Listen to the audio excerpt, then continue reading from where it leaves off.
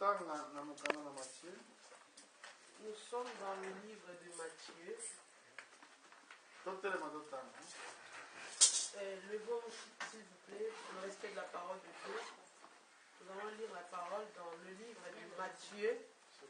Matthieu. Nous sommes dans Matthieu 15.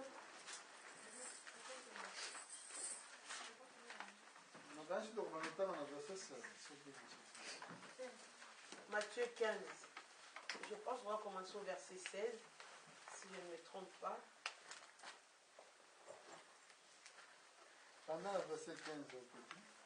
Matthieu 15, 15.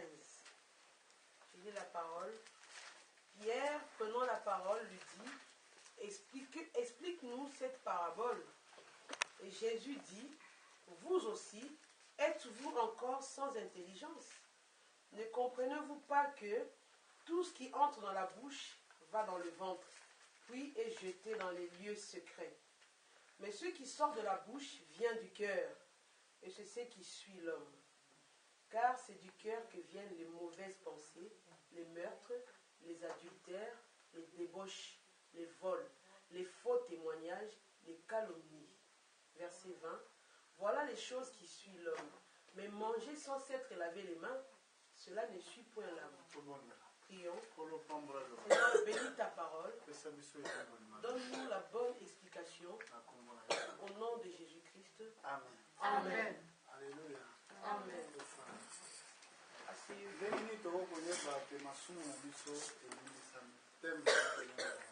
Le thème c'est ceci. Comment savoir que nos péchés ont été pardonnés? Amen.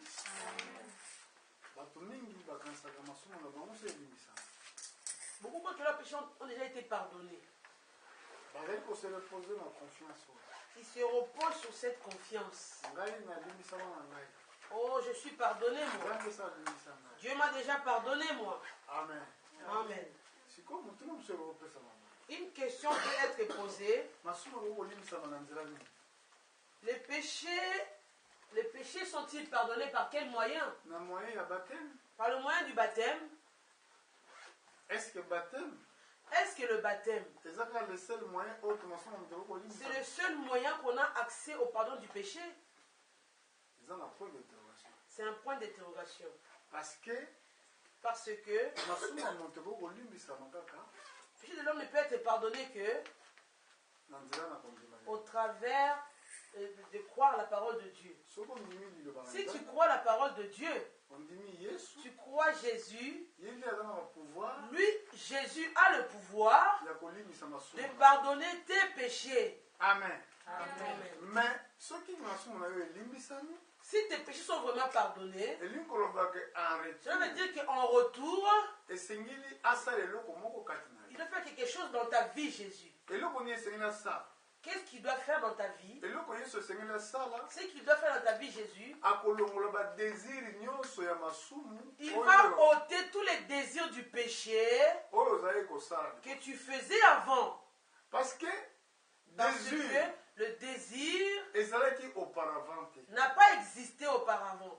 Adam et Ève dans le jardin d'Éden, ils ne connaissaient pas le mot péché. Ils n'avaient pas de mauvaises pensées en eux. Ils ne savaient pas comment haïr l'autre. Mais quand ils ont commis le péché, c'est là le désir est venu en eux. Le désir est venu dans l'homme. Le désir qui est venu dans l'homme, chaque fois, ils ont contredit la volonté. Ça contredit la parole de Dieu. Nous sommes dans Genèse. Chapitre 3. Quand ils étaient dans le jardin d'Éden, ils n'avaient aucun désir en eux. Mais quand ils sont tombés, le désir est venu en eux. Amen. Amen. Voyons cela, Genèse. Genèse combien, pardon? Verset 16. Genèse 3, verset 16. Il dit à la femme, j'augmenterai la souffrance de tes grossesses, et tu enfanteras avec douleur.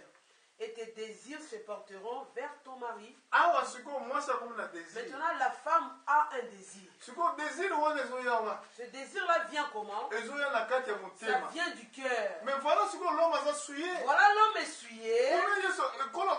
Jésus dit aux disciples, qu'est-ce qui souille l'homme? Ce n'est pas ce qui rentre dans la bouche. Où l'homme mange sans s'être lavé les mains. Ce qui suit l'homme, c'est ce qui est dans le cœur de l'homme. Alléluia. Amen. Dans le cœur de l'homme, là où sont les mauvaises pensées, là où est l'orgueil, là où sont toutes mauvaises choses dans le cœur de l'homme. Maintenant, comment l'homme peut-il être sauvé alors que l'homme au départ est souillé? Chercher la sanctification. Cherchez la paix avec la sanctification. Cherchez la paix avec la sanctification. Sans laquelle personne ne verra Dieu. Alors que ton cœur est souillé, comment l'homme peut-il être sauvé? Mes péchés sont pardonnés. Alléluia. Amen. Oh, Dieu, dans les temps anciens, il a cherché un moyen pour un souverain sacrificateur qui fasse l'expiation. Mais ceux qui faisaient l'expiation, ils prenaient les animaux. Quand ils partaient faire le sacrifice, confesser les péchés sur l'animal, ils prennent l'animal, ils vont l'égorger. L'animal meurt. Il est en train de bêler. Il meurt innocemment. Il n'a rien fait. Pourquoi on l'a tué? Et l'homme là,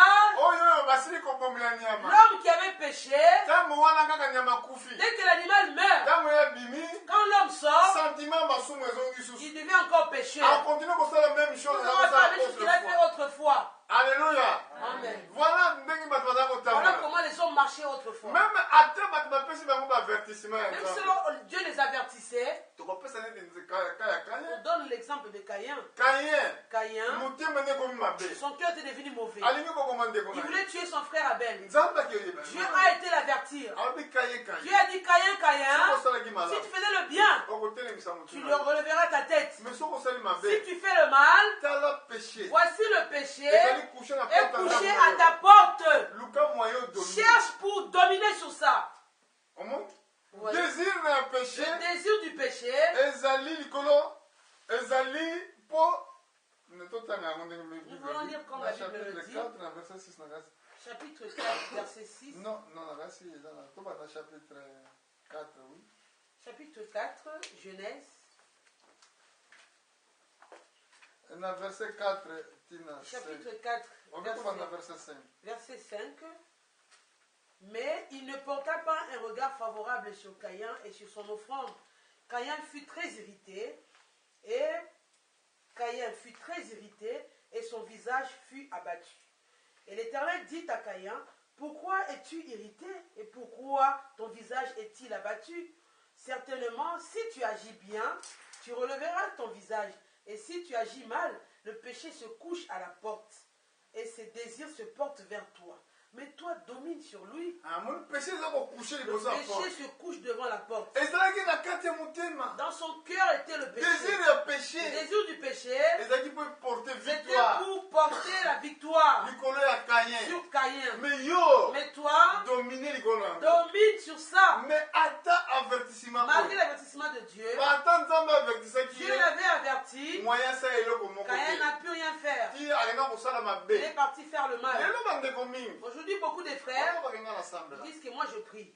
Oh, Jésus m'a pardonné. Dieu m'a pardonné, il t'a pardonné. Mais tu continues la même vie que tu avais autrefois. Comment tu parles du pardon? Parce que si Dieu t'a vraiment pardonné, tu dois être sanctifié. Celui qui est sanctifié, celui qui est sans péché. Mais pour être sanctifié, les envies, les désirs, Jésus doit les ôter. Il donne sa vie à toi. Il donne sa vie pour toi. Alors, Maintenant, sa vie pour toi, Toi qui as donné la vie, tu dois marcher comme l'offrande a été offerte pour toi. Si tu crois que Jésus était une offrande que Dieu a donnée, mais il faut que ta vie doit être conforme avec Jésus. Qui fait cela? C'est Jésus lui-même. Ce n'est pas par ta force. Si tu crois la vérité, tu dis Seigneur, je ne veux plus de cette vie. Aie pitié de moi. Sauve-moi. Elle enlève le désir. Parce que le désir n'a pas été auparavant. Amen. Amen. Ça m'étonne même,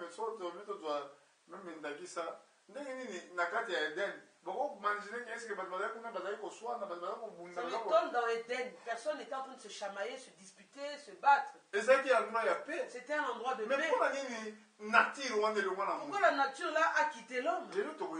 On va apprendre cela aujourd'hui.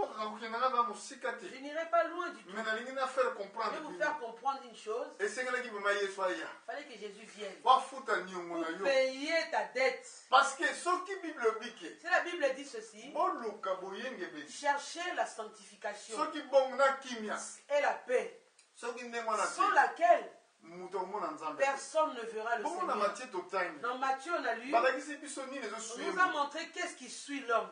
Les mauvaises pensées, l'adultère, le vol, parler mal des autres, minimiser les autres. C'est ça qui suit le corps de l'homme. Si l'homme est souillé, là-bas dans Hébreu, on dit chercher la paix et la sanctification, sans laquelle personne ne verra le Seigneur. Cela veut dire quoi? Dieu doit ôter tout ce qui nous souille pour que nous soyons sanctifiés. Comment est-ce possible? Moi je suis un croyant, j'ai reçu mon baptême. Maintenant la vie que tu mènes, est-ce que c'est la vie des croyants? Si ce n'est pas la vie des croyants, tu te trompes toi-même, frère. Une fois que si la mort t'attrape, si la mort arrive, tu ne pourras pas t'en sortir.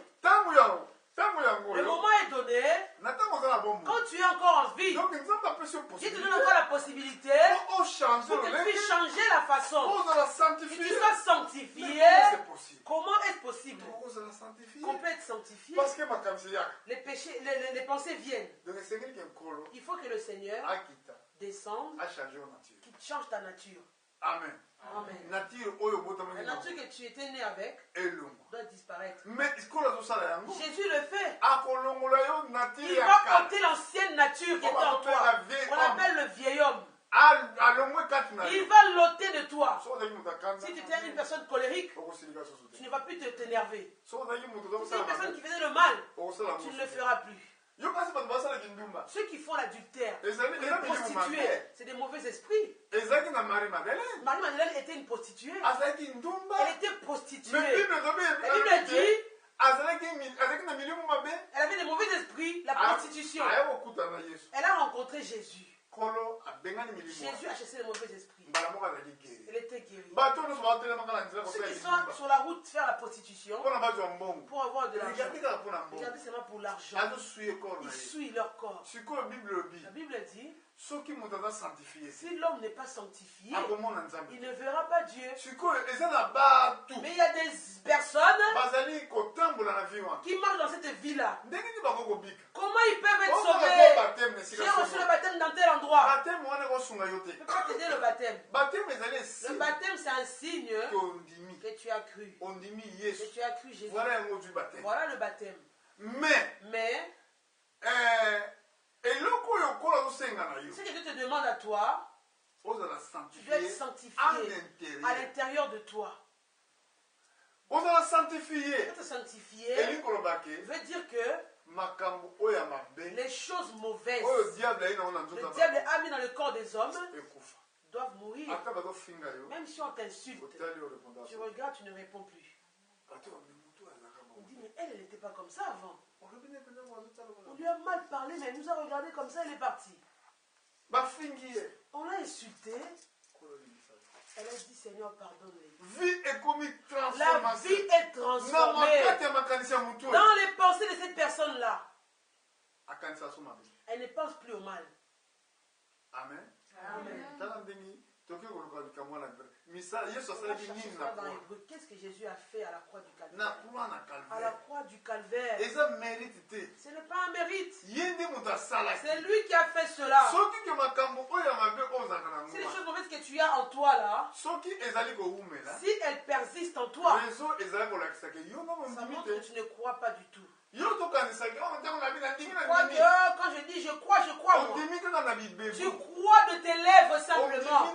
Dans ton cœur, il n'y a rien. Le moyen pour que la personne fasse sur toi, il n'y a aucun moyen. Je crois que toi tu crois. Alors que devant Dieu, tu es un grand incrédule. Amen. Mais si tu avais cru, ta vie doit changer. Parce que il doit pénétrer en toi. Chasser tout ce qui est mauvais. Tu dois être libéré. Tu es là maintenant, tu es un esclave.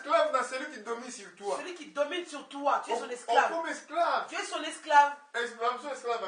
D'autres esclaves du vol. D'autres esclaves de sorcellerie.